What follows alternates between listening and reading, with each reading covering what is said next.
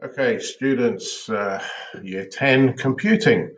Good morning or good week. And this is going to be the introduction to your lesson for this week, because you have a lesson today and yeah, you don't have any others this week, but your next lesson is the following week on a Monday. So this is today's lesson.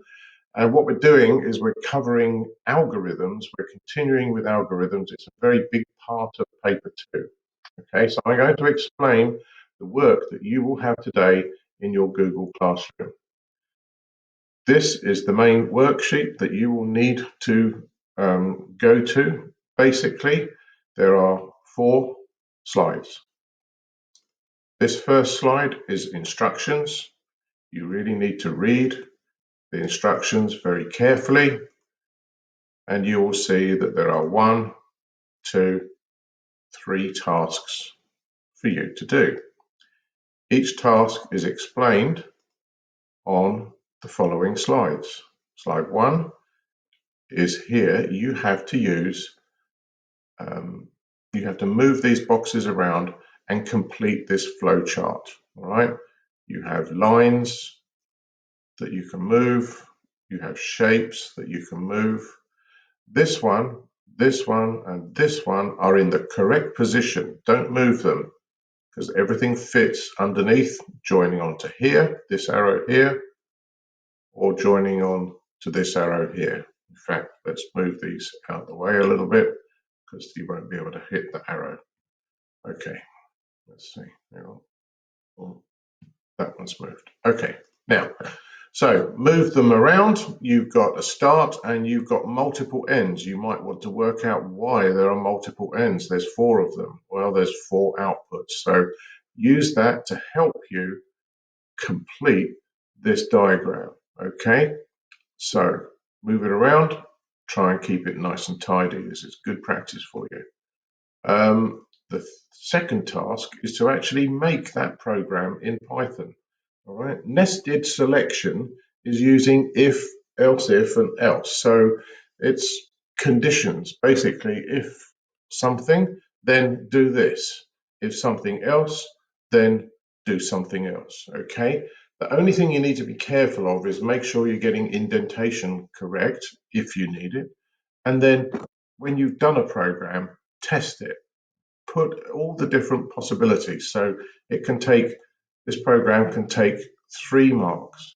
So put 3 different inputs in 3 different times. Okay. Final thing.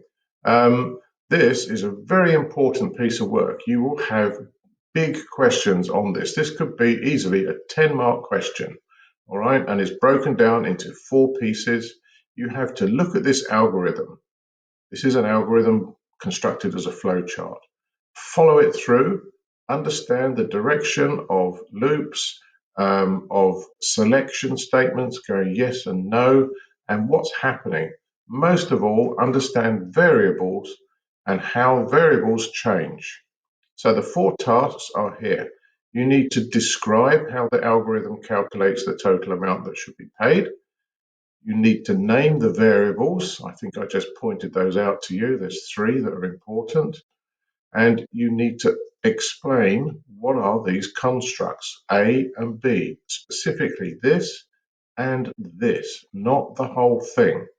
Okay, and then you need to read what the Smith family who visit this theme park, what is that family, and you need to work out how much they're going to have to pay by running the family through this algorithm, just like if they were standing outside the ticket desk buying their tickets. All right, and add up the total of what Mr. Smith's going to have to pay for him and his wife, 2 kids, and granddad. Okie dokie. That is the exercise. The other thing you've got is a link to this website, just so you can understand nested loops. Here you go. There's a lot of nested loops, and that explains it as well. This website is actually quite useful. You can run the code, put it in your own Python editor, and away you go. All right. Now I've got a little bit of time here, so this is your work. It'll be in your classroom. You'll see that launched in a minute, and this is a website to help you a little bit. Okay.